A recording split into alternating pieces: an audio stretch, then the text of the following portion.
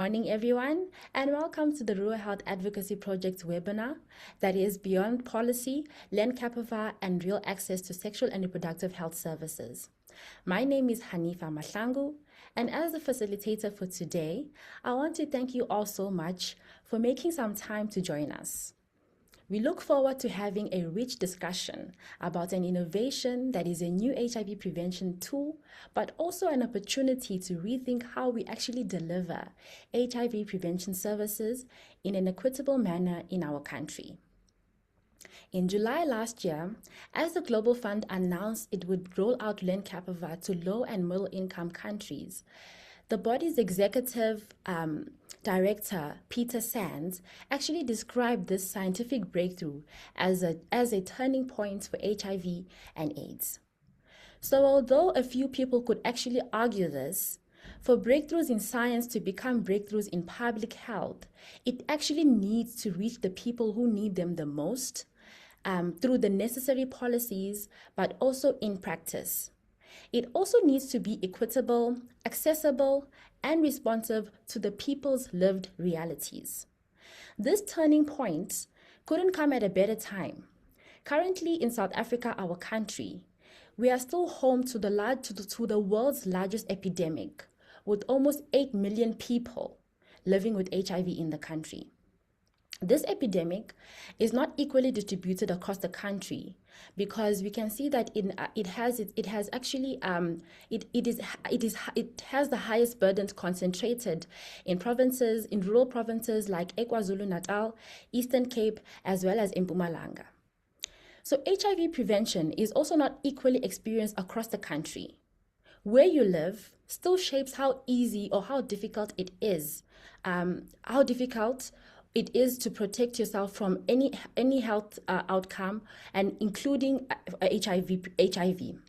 And even though we have come a long way, we're still seeing far too many infections annually. The barriers in terms of HIV prevention and treatment include stigma, transportation costs, as well as challenges in accessing healthcare services. Even though these exist in urban and rural settings, in rural areas, these barriers often stack up on top of each other, with longer traveling distances, fewer healthcare facilities, shortage of staff, shortage of medication, and limited availability of healthcare services.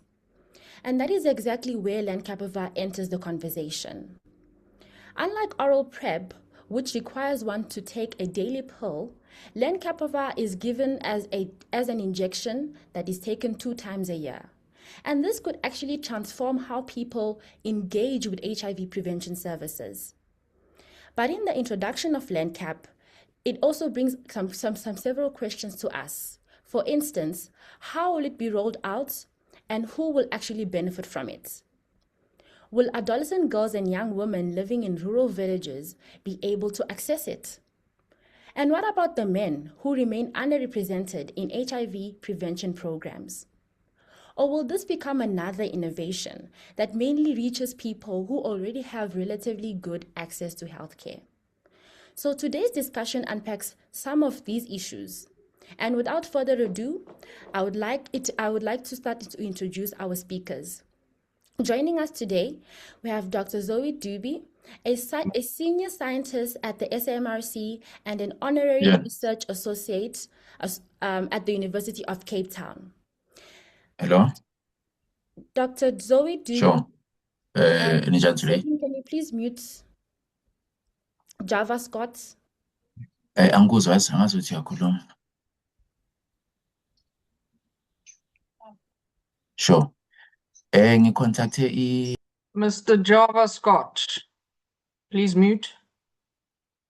Thank you.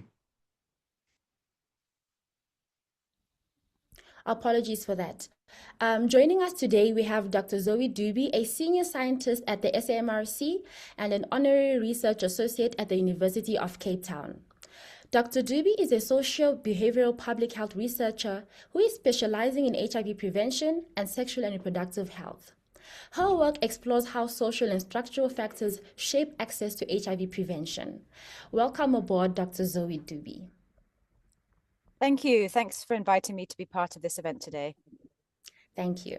Secondly, we have an Associate Professor, Sakhumzi Mfecane, from the University of Western Cape.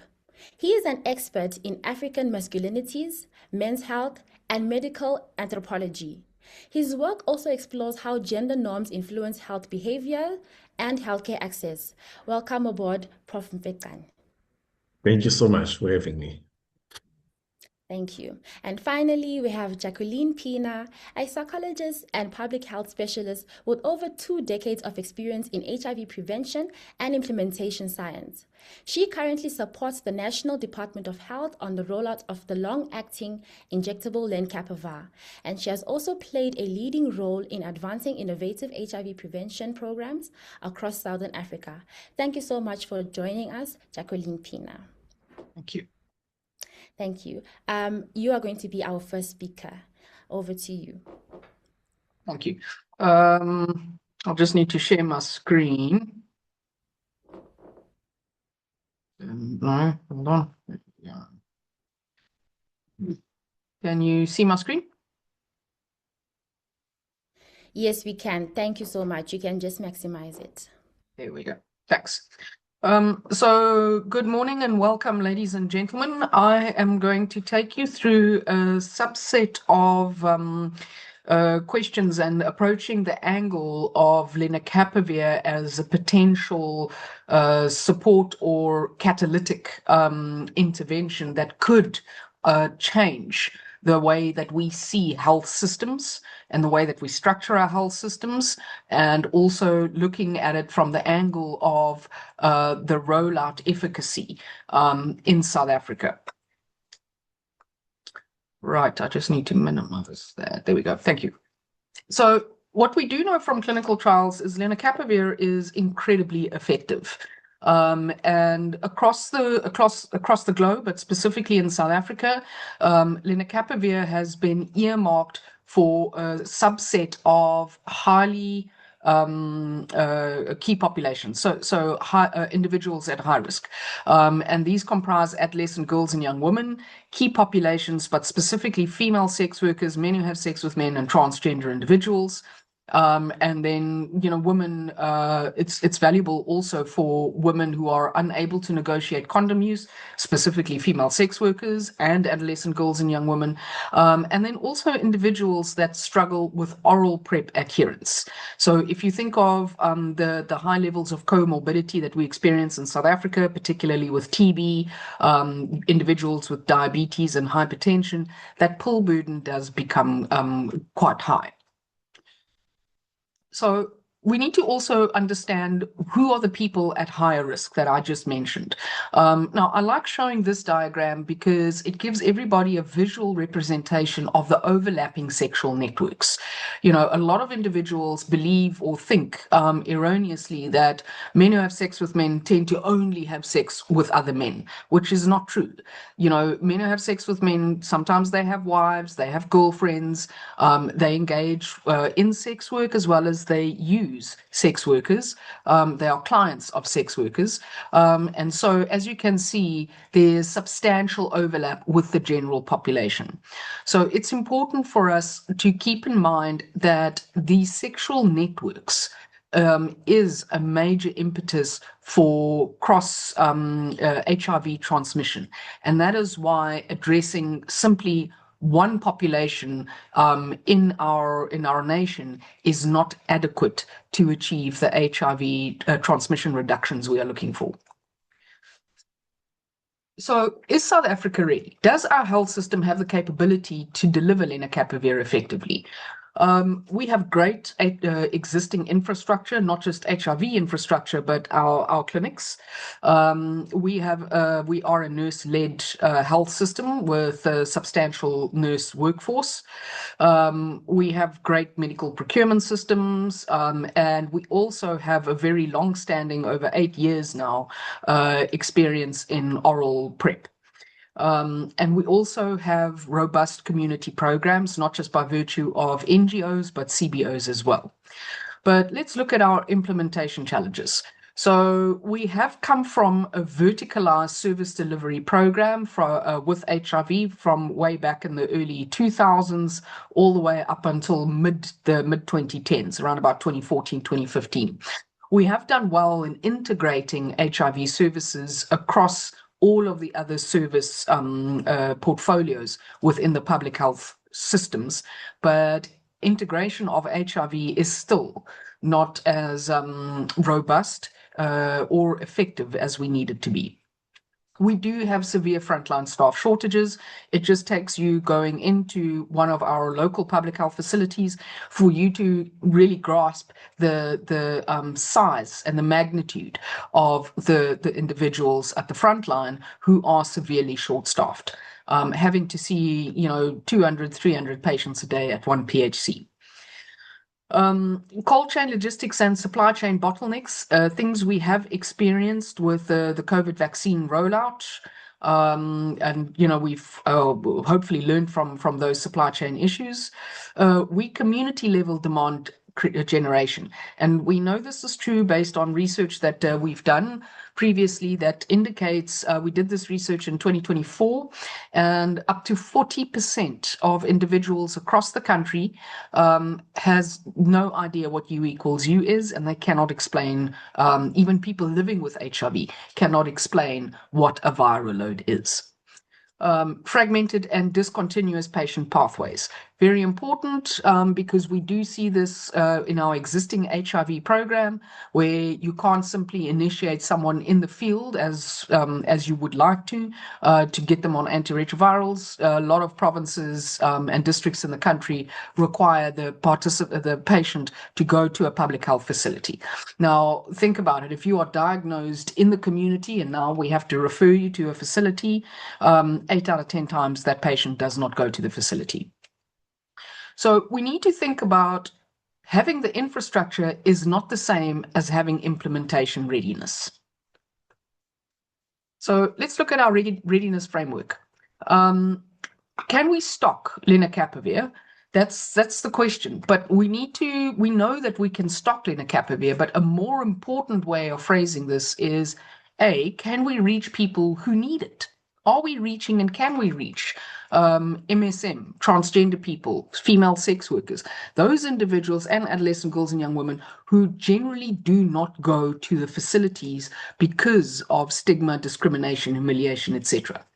Can we create adequate demand? And I've got lots of stories about the oral PrEP, including VMMC demand creation issues. And so the question here is, really, have we learned from initiating new biomedical interventions in the past to do it more effectively now?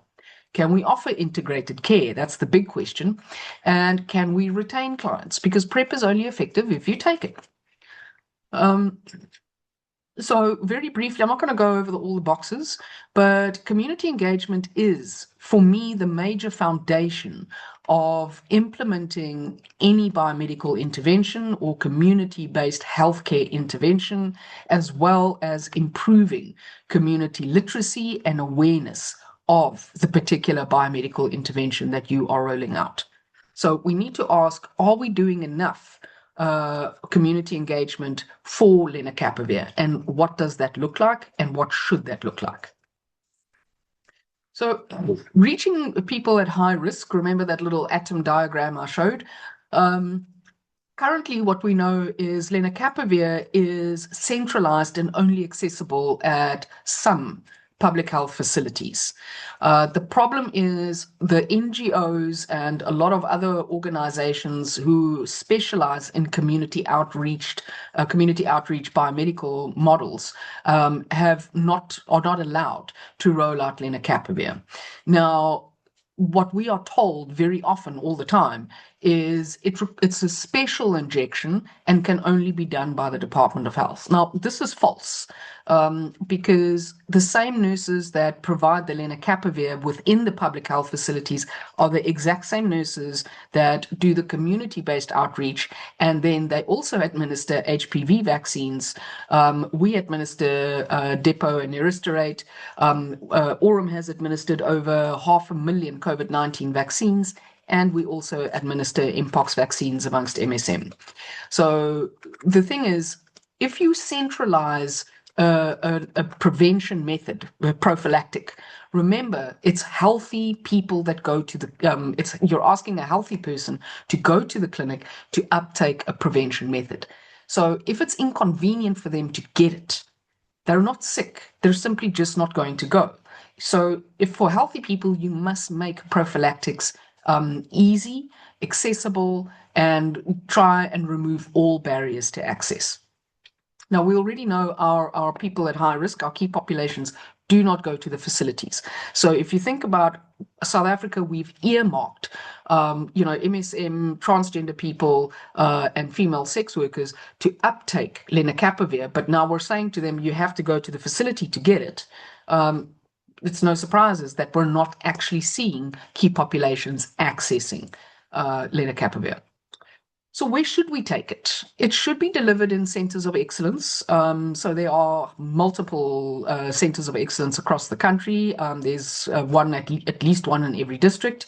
The drop-in centers that is staffed and funded by donor partners, community clinics, and mobile outreach. So the mobile outreach is the most effective for decentralizing prevention methods.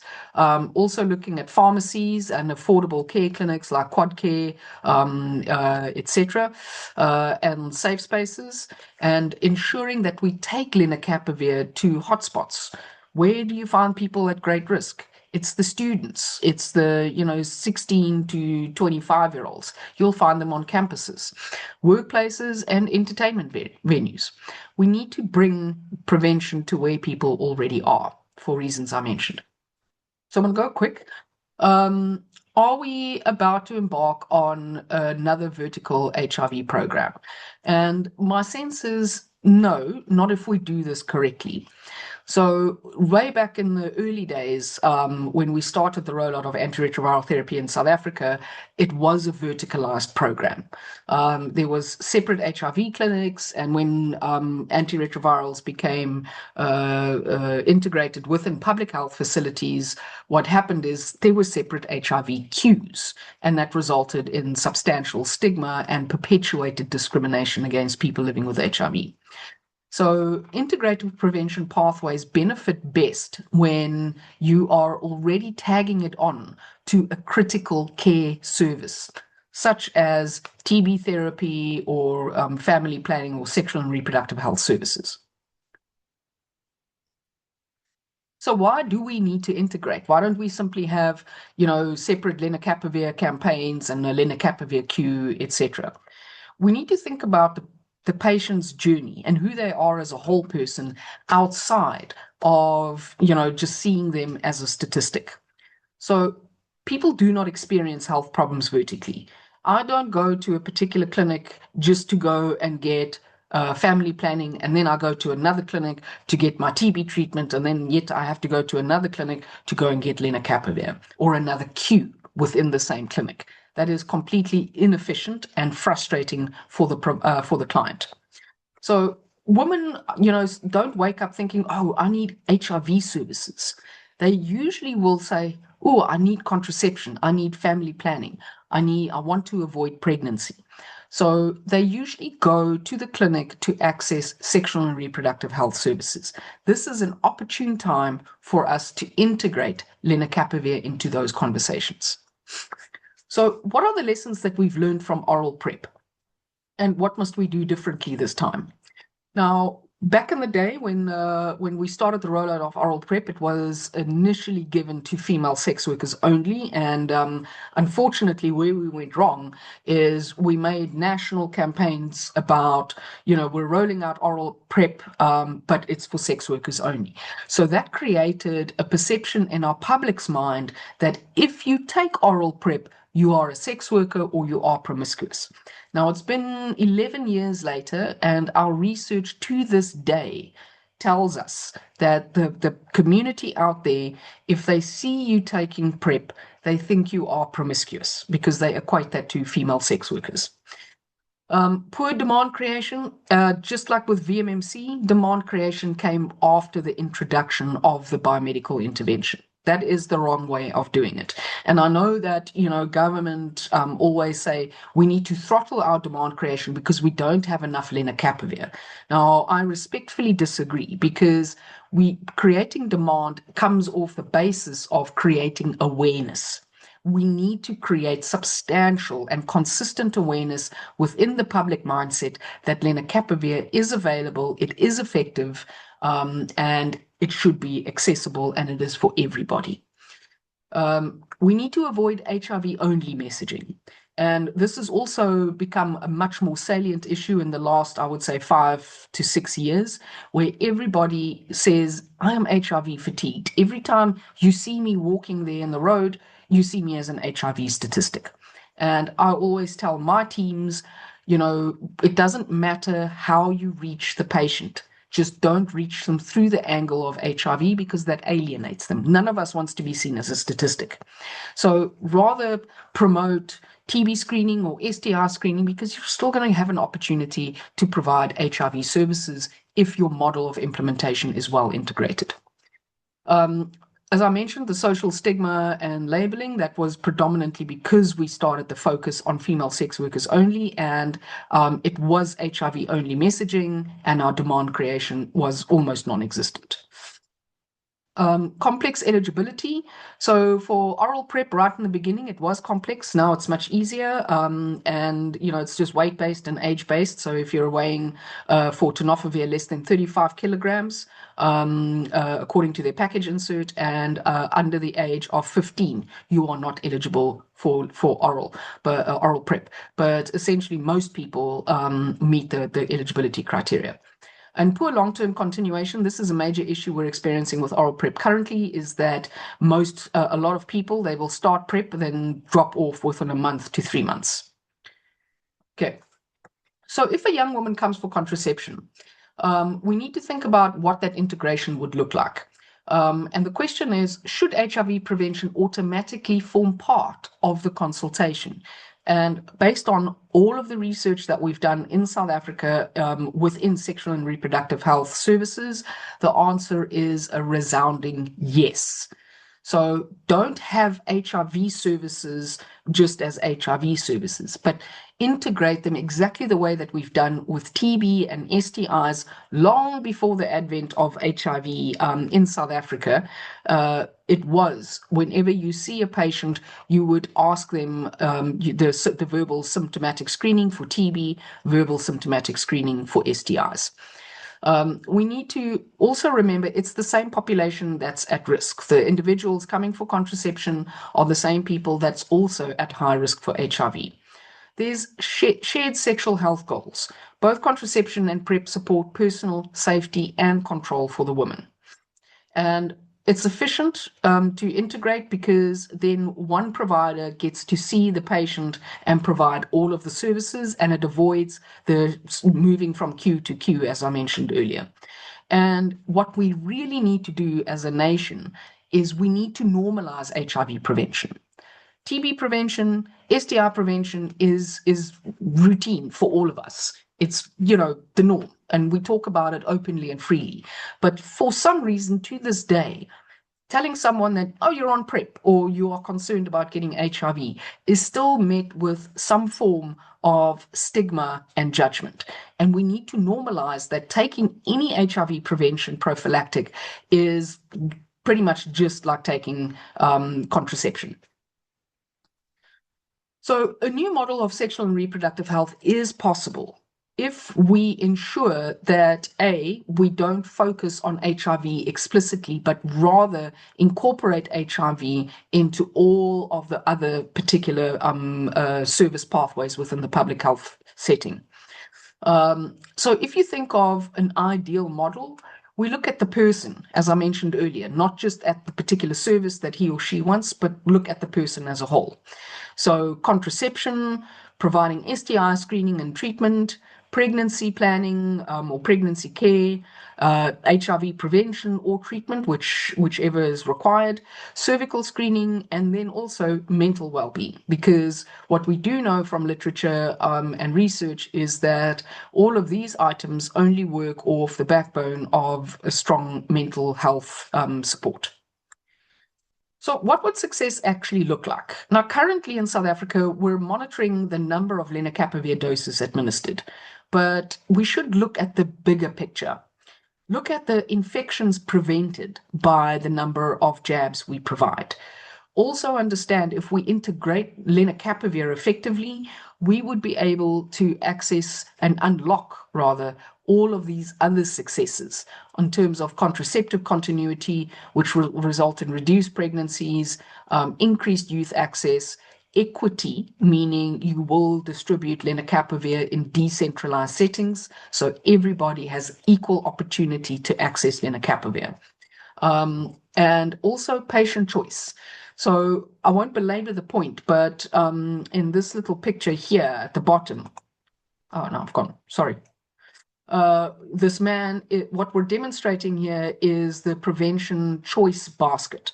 So we've got VMMC, we've got daily oral prep, we've got condoms, and we have Lenacapavir. And then we also have treatment as prevention, U equals U, where you can't transmit the virus. So we need to remember that Lenacapavir should be promoted and offered as a basket of options as part of HIV prevention, because every prevention method or any prevention method is not the only prevention method is suitable for a particular person. So just like family planning, we've got oral contraceptives, we've got Depo, we've got Neristorate, we've got the IUD, the copper T, and we've got Implanon, the subdermal implant.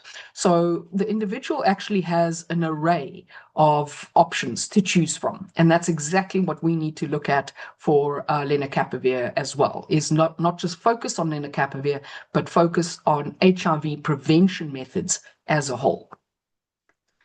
So the biggest risk is not that Lenacapavir fails or that the rollout fails. The biggest risk is actually that we succeed in rolling out the medicine, but we fail in transforming the health system. So basically simply perpetuating the errors that we have been perpetuating ever since the advent of HIV prevention methods. So VMMC is a great example, because VMMC, it's a surgical method. So usually, you will have a separate process for VMMC, which is great.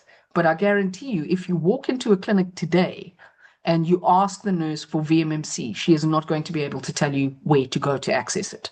And that tells us integration is not real, not for all HIV prevention methods.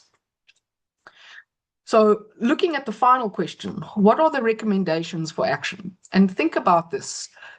If you could make one recommendation to transform the health system, what would it be? Integrating Lenacapavir into sexual and reproductive health services rather than running separate or parallel clinics or queues for Lenacapavir within a clinic. Ensuring there's person-centered outcomes, and then investing in demand. And this is where we always get it wrong, ladies and gentlemen, is demand comes after the introduction of the method, which has already happened. We did not engage in demand creation or awareness before the introduction of Lenacapavir on the 5th of June. And we do need to have dedicated funding to engage in demand creation. It is expensive, but if you don't have demand or awareness after you have launched a program, your biomedical intervention is not going to take shape. Uptake is going to be low or suboptimal, and you're not going to achieve the full benefits if you simply invest in awareness and method literacy. Then looking at also basing some support systems on community partners, because remember, they are our civil society structures. They know the local community, they know what the needs are, and they also know how to communicate with the local communities so that it resonates with them. And then informed choice. So as I mentioned, there must be a basket of prevention options that is provided to the patient where he or she can select the option that best suits their lifestyle and gives them comfort. So the take-home message is Lenacapavir should not be introduced as another HIV program. It should be introduced as an entry point into integrated person-centered sexual and reproductive health care. So the innovation here is not just the injection itself. It is how we choose to deliver it. Otherwise, we are losing a substantial opportunity to reshape the way that we are integrating HIV prevention into the broader public health system. Thank you. Over. Thank you so much, Jacqueline. Thank you. That was a lovely presentation, especially with the points about bringing services to the people and integrating Lenacapavir rollout into sexual and reproductive health services. I think that is very important, especially because it actually improves people-centered care, the people-centered care approach. And also the other point that you mentioned is actually avoiding HIV messaging. I think that is something that is very important, especially for rural communities where there's still some cultural stigma, there's still some, lots of judgments around anything that is HIV related, especially with prevention. Thank you so much for that. I will then move on to Dr. Zoe. Yes, Dr. Zoe, it's your turn to take over. Thank you so much. Thank you. I will share my screen. Okay. Okay. Can you see my presentation now? Yes, we can. Thank you so much. Okay, thank you. Well, thanks for inviting me to be part of this. So I think the previous presentation Jacqueline gave a great ground sort of context to the Lenacapavir landscape in South Africa. I'm going to be looking specifically at two populations, which were actually, adolescents were mentioned, but our research has mostly focused on adolescent girls and young women and on pregnant and breastfeeding women. So I'm going to be focusing primarily on these two populations. Now, Jacqueline spoke of sort of most at-risk populations or kind of key populations, sex workers, men who have sex with men, transgender people. And there, as was mentioned as well, because of that framing of PrEP being for kind of most at-risk, high-risk populations, there has been this stigma associated with taking oral PrEP. So with Lenacapavir, we potentially have the opportunity to change this narrative. So with adolescent girls and young women, well, within South Africa's HIV epidemic, which is the largest in the world, HIV prevalence in the general population has been declining, but in this population group of young women aged 15 to 24, they are actually at the highest risk of HIV infection in South Africa, approximately double that of boys of the same age. So they are a population that is in critical need of HIV prevention interventions. Likewise, pregnant and breastfeeding women. So pregnant breastfeeding women in South Africa face substantial risk of acquiring HIV during these periods of pregnancy and postpartum. And in fact, HIV acquisition, so that infection risk, more than doubles for women when they're pregnant. And postpartum, when they're breastfeeding, has been identified as the highest risk time for HIV infection, and due to a lot of factors, biological, behavioral, social, socio-cultural, which I won't go into. But because of this high acquisition risk during pregnancy, this also drives vertical transmission. So just to clarify, this is the transmission of HIV from a mother to her infant during pregnancy, during labor, delivery, or breastfeeding. And South Africa has one of the highest rates of vertical transmission globally. So just that's some context to what the answers that I have given. So the first question: does the current system have the capability to hold Lenacapavir and make its availability effective in our country? Well, yes, we can probably introduce Lenacapavir, but making it effective will depend on whether the health system can make it effective at scale and deliver it in ways that people will actually use and access. For adolescents and young people, the system can really only offer Lenacapavir effectively if it's delivered through youth-friendly, low stigma environments that are easy to access. And Jacqueline mentioned taking services to where people are through various delivery mechanisms and models. So our work with young women shows that the judgment that they feel in clinics, the barriers that make them to accessing clinic services, things like gossip, rumors, fear about disclosure, service inconvenience, will all affect whether a young woman can use HIV prevention consistently. So it's not just about having a good product that is, clinically effective, but whether this delivery model is actually going to make it accessible and acceptable to young women. So for pregnant and breastfeeding women, our research shows that we already have antenatal and postnatal care facilities and systems, but that system does have some weaknesses in terms of the counselling, the privacy of services, and support for women. So women we spoke to in antenatal care facilities where they should be offered PrEP, many of them only had a partial knowledge, or they were confused, there were misconceptions, and some reported that it was only mentioned but not actually offered to them.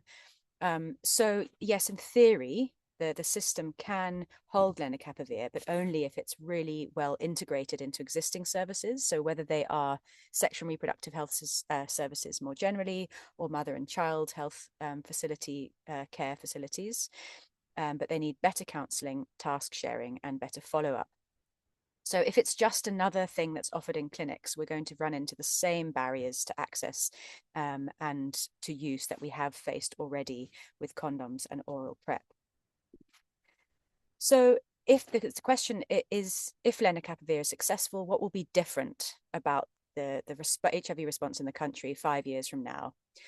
Well, for adolescent girls and young women, I'm suggesting that that success would mean that prevention is not dependent on, for example, oral PrEP of a young woman remembering or being able to take a pill every day, but more embedded in places, safe spaces, schools, youth-friendly clinics, community link services. Because young people, not only girls, but they're more willing to engage with services when they are youth-friendly, they're perceived as non-judgmental, and they fit into young people's lives and their relationship contexts. So it would be, success would look like making these opportunities available to young people, and helping young people persist with their use of prevention methodologies and, destigmatizing that. Where for pregnant and breastfeeding women, integrating lenacapavir and HIV prevention technologies and this, the idea of this choice basket into routine antenatal care and postnatal care would really go a long way to help women protect themselves during these high-risk periods. We also know that women's motivation, whether a young woman or a pregnant and breastfeeding woman, her motivation to protect herself from HIV will change during these different phases, different relationship contexts, whether she's single, she has a partner, a steady relationship. So we really need to make the services responsive to the realities of young people's and women's lives. So to have a much more flexible system where people can cycle on and off, and lenacapavir really has the potential to do that, so to be responsive to what we call their seasons of risk. So people can start and pause, reinitiate as they perceive their own risk to change. So how should we be measuring whether lenacapavir is actually working? Well, we need to think about continued use, not just a once-off and counting the number of injections given. Because we know that, uptake is one thing, but actually persistent use is another thing. We've seen that with oral PrEP, where adherence is a major issue. So we need to really, as I said, be responsive to people's risk perceptions and the changing situations in their lives, their changing relationship contexts. And for pregnant and breastfeeding women, it would really be able to measure whether women are protected across these very high risk periods of pregnancy and postpartum, so that they can have ongoing protection. Because we know with oral PrEP that sometimes women will stop taking it as soon as they start breastfeeding, for example. They either see themselves at no longer at risk, or they're worried about their baby being somehow affected of side effects. So we really need to offer ongoing support and enable women to continue their protection. As we know that initiating an HIV prevention technology is not the same as sustaining this protection. And obviously decisions around whether someone experiences side effects and decides to stop, their partner influence, the perception of having to go to a clinic to access a technology such as oral PrEP. So having an injectable solution would address some of these barriers. So we really need to look at whether people are able to remain protected and will return to the clinic when they are due for their next dose. So does the health system have the capacity to realize the full promise of lenacapavir? or are there deeper systemic issues? Well, yes, there are deeper systemic issues. So, stigma, judgment, misinformation, gendered power inequities, all of these things are not going to go away just by having an injectable lenacapavir solution. But we do need to think about delivery mechanisms, differentiated care, youth-centered models, how to normalize prevention for young people, or not only young people, but anyone at risk. Likewise, for pregnant and breastfeeding women, women describe long queues going to the clinic, time pressure. They're not able to ask their healthcare provider questions to allay concerns they have. They perceive the clinics to be to not protect their confidentiality. So all of these things need to be addressed, whatever the prevention technology is. People need better information, respectful counseling that's responsive to their life situations, really checking if people understand how a prevention technology works, whether that's oral PrEP, whether that's lenacapavir. So yes, system readiness is one thing, but we need to have continuity of care. So even if we have a fantastic technology that works, we really need to look at these system issues around workforce, privacy in the clinic environment, stigma, interdepartmental coordination, and follow up as well. And if we just bring this solution of lenacapavir into the existing system without changing some of these issues, it's not going to be successful in the long run. So what would the recommendations be? So for young women, lenacapavir really needs to be embedded in youth-friendly prevention packages, alongside condoms, other sexual and reproductive health services, contraceptives, so forth, into counseling, mental health screening, and so forth, at youth-friendly delivery platforms.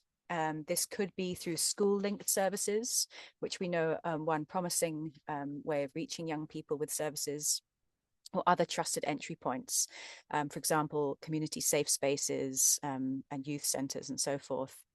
So we know that in our work, we've seen that young women are much more likely to engage with a prevention service or with a technology if it's easy to access, but also if it's acceptable, it's deemed acceptable by them and their peers, and it's not tied to this shame, blame, or stigma, as we've seen with this kind of key population framing around PrEP.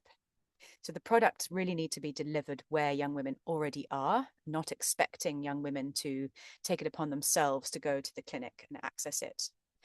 For pregnant and breastfeeding women who are already attending antenatal care, this is a good opportunity to reach them, but we need better counseling, better protection of people's confidentiality and privacy, and better support and follow-up, particularly around side effects and disclosure, and empowering women to think about how their risk might shift and evolve over time with their different relationships, so that they can make that judgment about whether they want to protect themselves.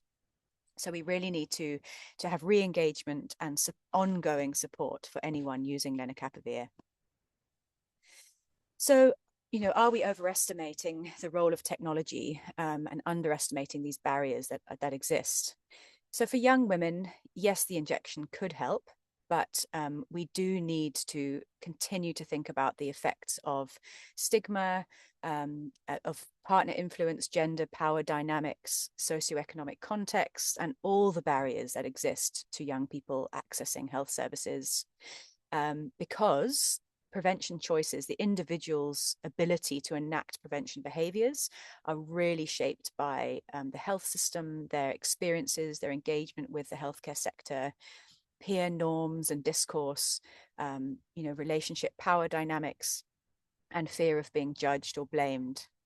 So, while lenacapavir being a twice yearly injection, it will reduce burden of, for example, oral PrEP, of having to take a pill every day, potentially having to disclose that pill taking if someone finds your tablets at home, and having to access the clinic as regularly. But it's not going to remove some of the other social conditions that, will determine whether a young person can actually effectively engage in prevention behaviors. For pregnant breastfeeding women, there is this motivation to protect themselves and their babies, their unborn fetuses. but side effects are, or concerns of side effects are a big challenge. Rumors about the danger of taking an HIV prevention technology, that it might hurt your baby. Again, partner dynamics weigh heavily here, and having to visit the clinic when you are pregnant, when you are breastfeeding, with small children, that's going to be inconvenient. So we really need to think beyond this product, this injection that we have, and think more about the context of community messaging and the environment in which people live. So how different is it for, this was a question, how different is it for accessing HIV prevention for a young woman, for example, in the rural Eastern Cape, as compared to a young woman in Johannesburg? So there are differences. For example, in the rural areas, distance to a health facility, transport to that facility, the privacy of services, the density of services. So knowledge also will differ across settings. Where in rural areas, perhaps where health facilities are harder to access, there are also likely to be more information gaps. We found that women in more urban settings, better resource settings, are definitely more likely to have heard of PrEP, for example, and to receive it and to be able to adhere to it. Whereas in rural areas, physically accessing, getting to a clinic is harder. There are fewer youth-friendly options for young women. Whereas in an urban setting, clinics might be more overcrowded, people might be busier, there might be safety concerns accessing a clinic. But in either setting, we know that services need to be provided in this discrete way, and that is really embedded into the realities of people's lives. So it's not just about this rural versus urban setting. It's really about supporting people to make these informed choices and to continue accessing the prevention technologies that they want without stigma and without disrupting their lives too much.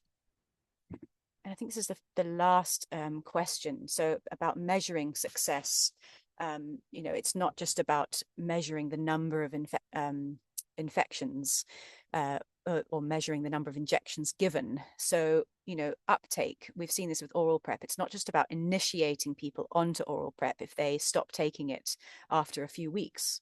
We really need to address these ongoing concerns to support sustained use. So for pregnant and breastfeeding women, how they can stay protected through these periods. They need ongoing support, counseling. So it's not just about measuring, counting the number of injections given, but really about, this ongoing support, sustained protection during risk periods, and enabling access for people at high risk. So we really need to, think about effectiveness and ongoing sustained use of these prevention technologies rather than just this once-off uptake. And thank you. That is it from me. Thank you so much, Dr. Zoe Duby. This was a very insightful and interesting presentation, especially since you mentioned acceptability.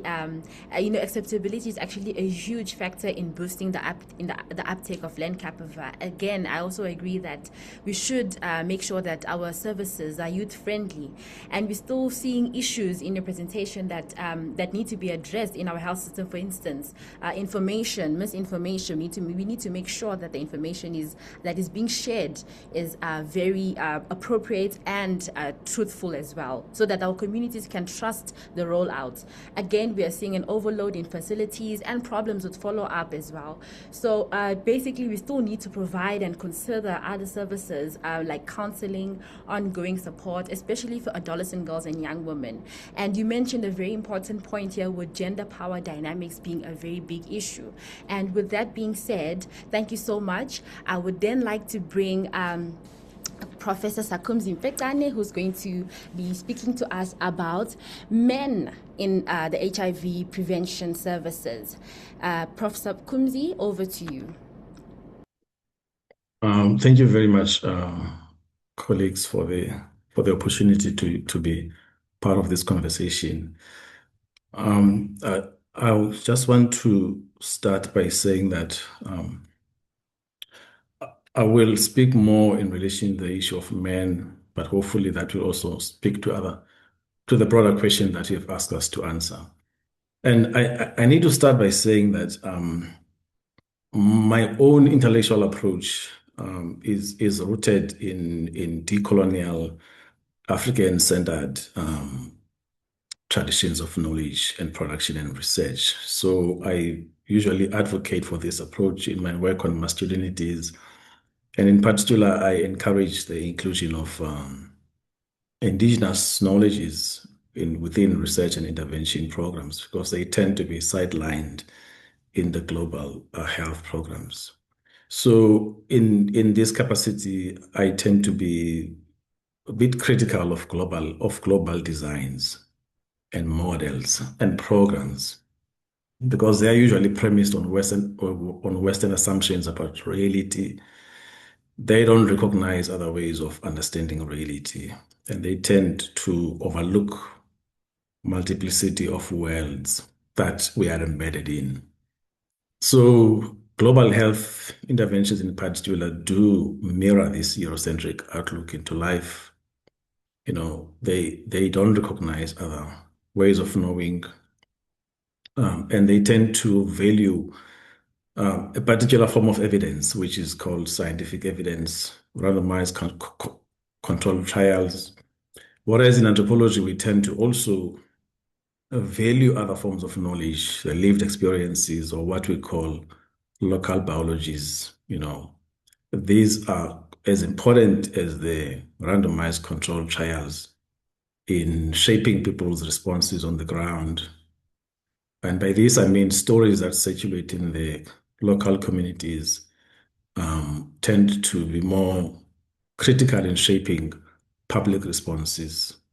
So I advocate for this inclusion of local biologies in addition to the RCI, randomized controlled trial evidence. And I'm arguing that we shouldn't just depend on the statistical information. We should also incorporate lived realities of people and recognize them as credible evidence within global health interventions. So that's really my overarching theoretical approach, and it informs my engagement in this particular conversation.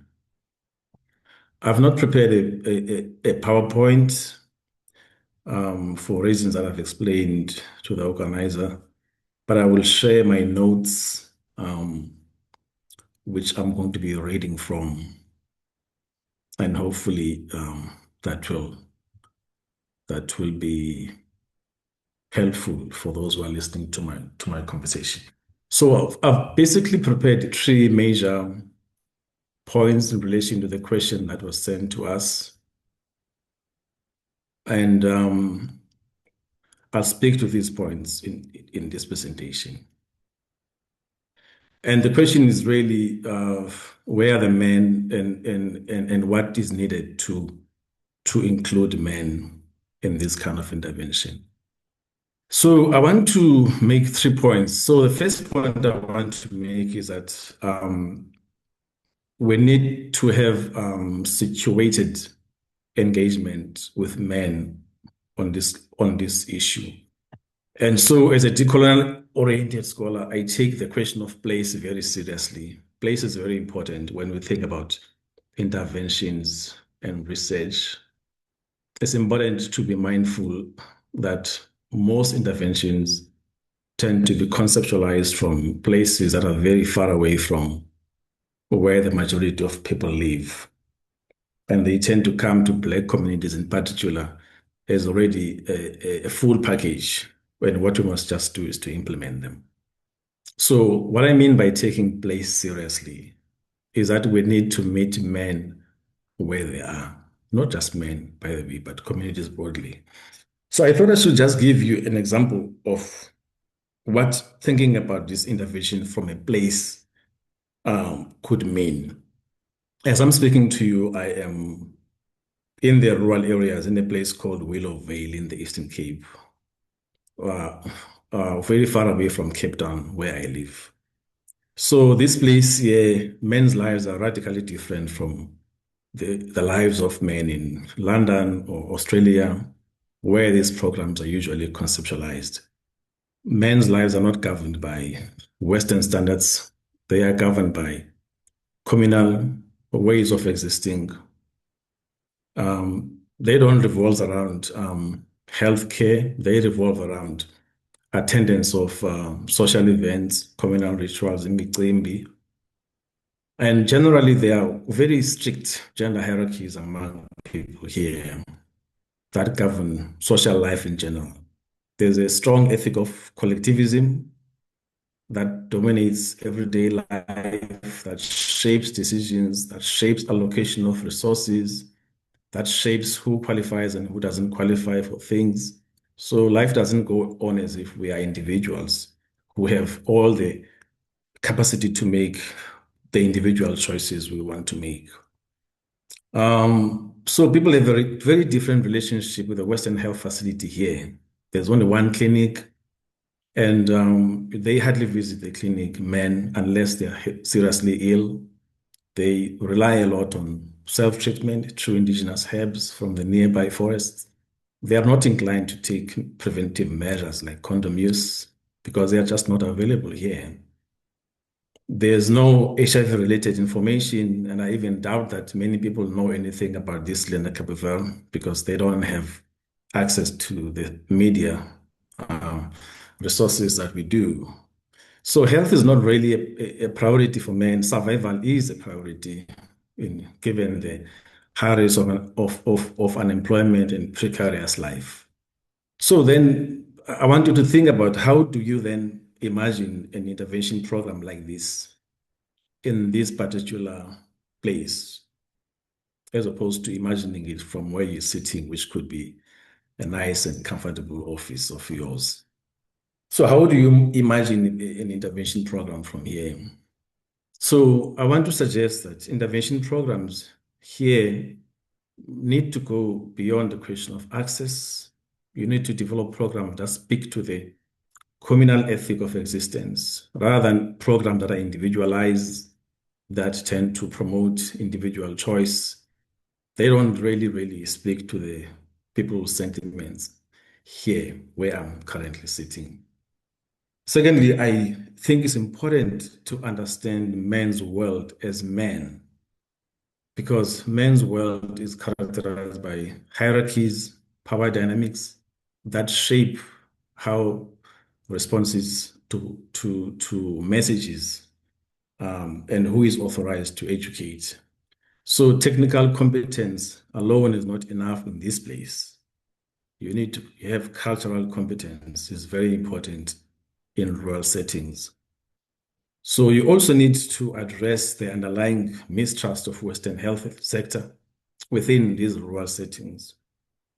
And this requires reshaping people's world, which tends to prioritize spiritual aspects of health rather than just material aspects. So there needs to be quite a focus on engaging communal values and norms, gender norms that mitigate against, health systems, health services. This also takes time. It's not something that we can achieve overnight. So to think of this intervention from this place would require this kind of things for us to think about. So the second issue I want to focus on is in relation to the question that was asked to us is how can prevention programs better reach men without taking resources away from women who remain the highest risk? So the related question is whether HIV, prevention is primarily a men's issue. So I want to say that I think as a gender scholar, I hear a lot of this talk. It's been going on all the time. The idea that if you involve men, then it means you're taking away the resources from women. I think we must accept that there can never be a successful HIV intervention programs without active involvement of men, particularly in a place where HIV is primarily heterosexually transmitted. So the idea that men take away resources from women who are high risk has been shown to be unsubstantiated. Instead, research, including my own work, indicates that men's involvement in HIV treatment prevention, in fact, enhances women's health. When partners work together in accessing treatment, they tend to develop stronger bonds. There tends to be less tension. There tends to be less stigma attached to the use of these treatments. So women don't have to hide their treatment for the fear of that men will be violent or will react violent to them. They don't have to make up stories about follow-up. So the idea of giving exclusive access to women can actually reinforce the notion that HIV prevention is primarily a woman's issue. It can, in fact, further entrench men's sense of alienation and rejection by the government, particularly in a country like ours, where there are these growing sentiments that there tends to be a prioritization of women in jobs and everything else. So we need to have a gender balanced approach to this. We need to advocate for equal opportunities, for access to prevention. So men and women must have equal access to prevention technologies, without, of course, overlooking the fact that some are at higher risk of contracting HIV. So this can mitigate against stigma. So the idea for me is really, I've been looking at the interventions in the Eastern Cape and everywhere, and I think it will be really more appropriate to focus on encouraging partner usages of this intervention. So men's health needs to be seen as equally important rather than secondary, because in most cases, men's health needs tend to be subordinated to men's health, to women's health needs. So the rationale for involving men is usually that their involvement will also benefit women. We've seen this in medical male circumcision, where the rationale was that if men take up, then it means women will also be protected. So men's health tends not to be seen as a priority or a pressing issue for the government and advocacy groups. It's prioritized only when it is seen as having a positive impact on women. So the third issue that I want to raise in relation to the question sent to me is, what do we know about men's prevention needs that isn't currently reflected in policy programs? I think what I want to answer here is that we need listening policies and programs for men. Listening to men's concerns, taking seriously men as men, grounding interventions on men's needs as men, ensuring that interventions are based on men's needs and not stereotypes. A consistent research finding is that men's issues tend to be peripheral and considered primarily in relation to their benefit for women. Can't remember the scholar who said this, but I was reading about this in preparation for this. So we don't actually get to know their needs and experiences. We get to know them in relation to their value for women.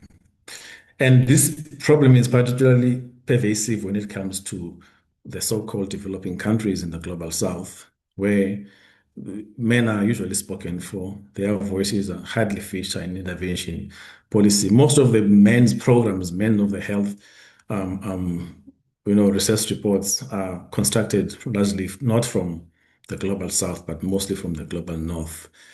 So we need more voices of men from the global south, from the rural areas.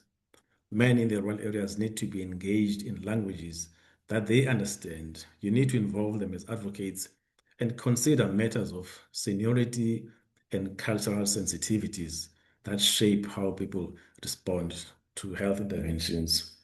We need to learn from the past mistakes. For example, medical male circumcision was largely celebrated, but it was rejected in places like the Eastern Cape because it was seen as undermining cultural ideas about manhood. I was involved in initial program planning around this, and the idea was to just simply dismiss the cultural concerns about this.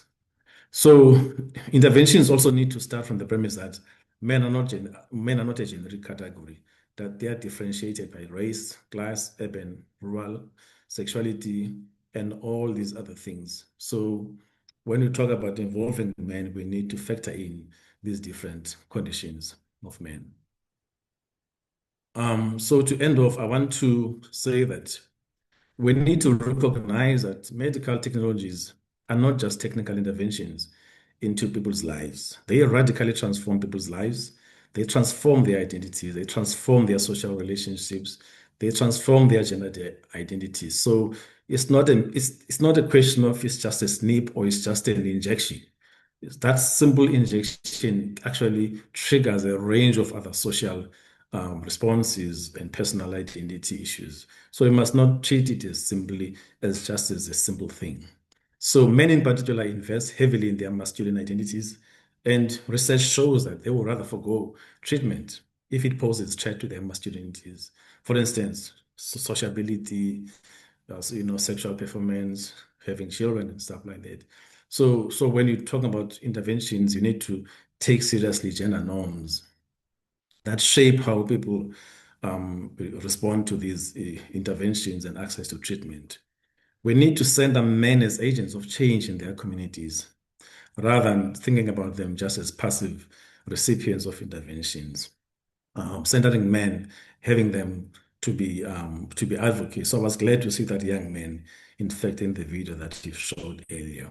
But also, we need to take people's world and design programs for the pluralists.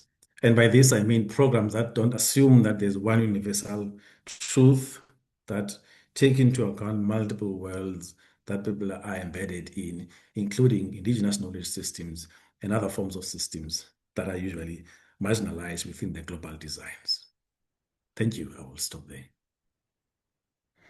Thank you so much, Prof. Mfecane. That was very insightful, especially since you have mentioned that in the beginning that location of people is very important when it comes to interventions, because it brings us to a point that intervention should actually be context-based and context designed whenever they're coming to our populations.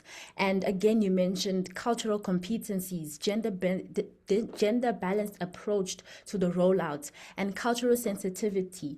I personally think that that is very important, especially for a country like ours in South Africa, where we are very diverse. So just to close, or not to close off, but to pose questions to both Dr. Zoe and Prof. Sakhumzi. I will start with you, Dr. Zoe.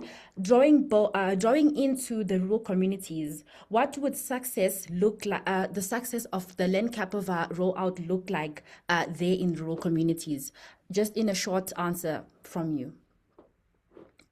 Thanks for the question. I mean, I think just again, we need to look at access and acceptability of the services. So in a rural community, to really reach the people who are going to benefit from Lenacapavir, and as my co-speakers have said, that's a wide-ranging cross-section of society, but making services accessible and acceptable to all of those people who need it. So integrating that into existing platforms to reach people where they already are, rather than expecting, adolescents, expecting men to come to clinics, which we know there are so many barriers. So we really need to think about these differentiated delivery platforms.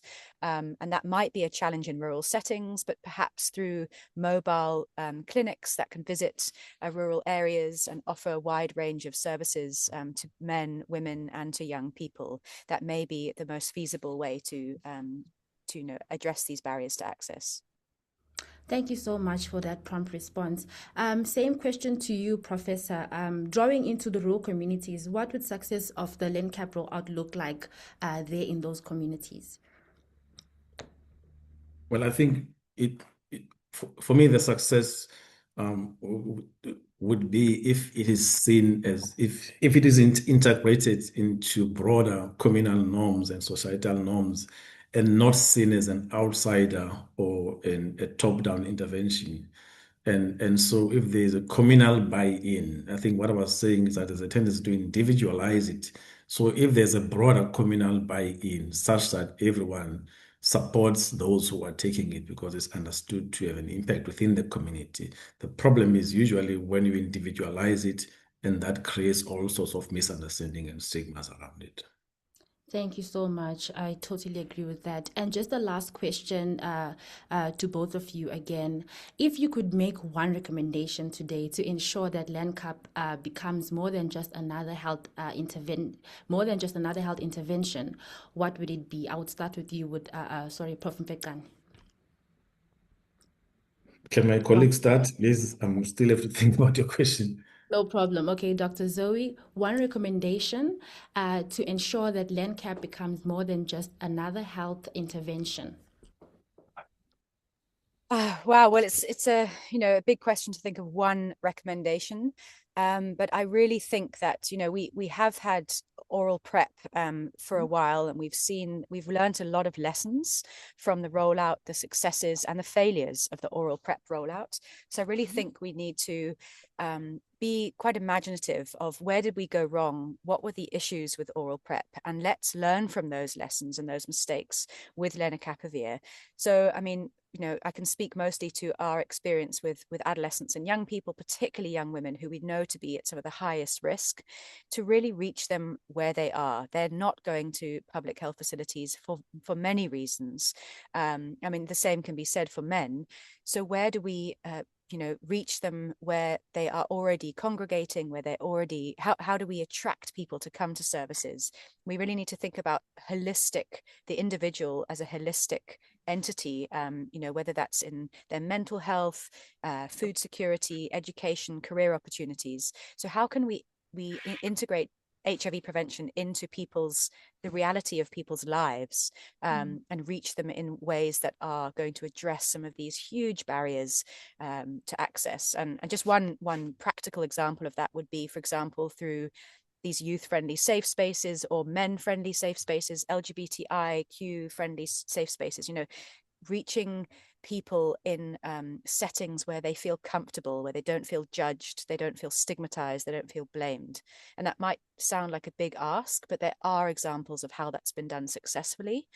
And so not just putting HIV prevention as a standalone health-seeking behavior, we need to embed it into other parts of people's lives so that they will be able to reach it without necessarily having to seek it out. Thank you. Thank you. Thank you so much. Prof, are you ready? Yeah, so I think, as I said, for me, if I can make one recommendation, it would be that when it comes to men, of course, it would be that you need men to be the drivers of this. You need men to be the drivers and not just recipients, because men listen to other men. Men listen to men with authority. So you need men. Most interventions, in fact, tend to focus a lot on poor working class men. And these men don't really usually have the required social capital to be able to carry these interventions. So you need to involve men as men, but also men of different sectors within society that can become role models and the drivers of this and can speak to other men in ways that are understandable and carry that level of authority and credibility among each other. Thank you so much. This is very insightful.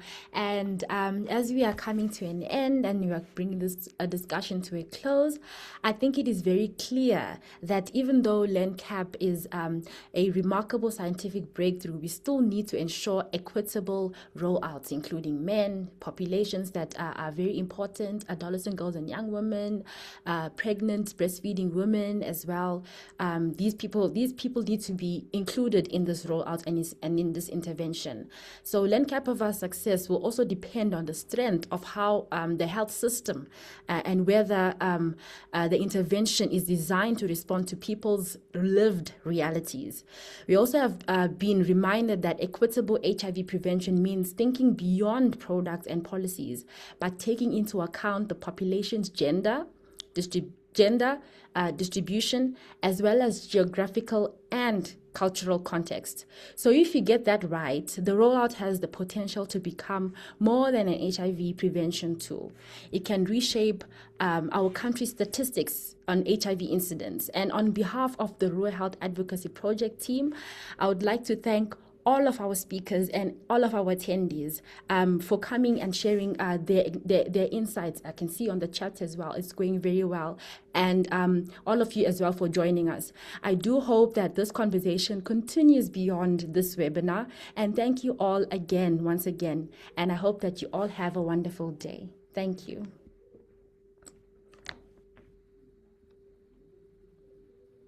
Thank you.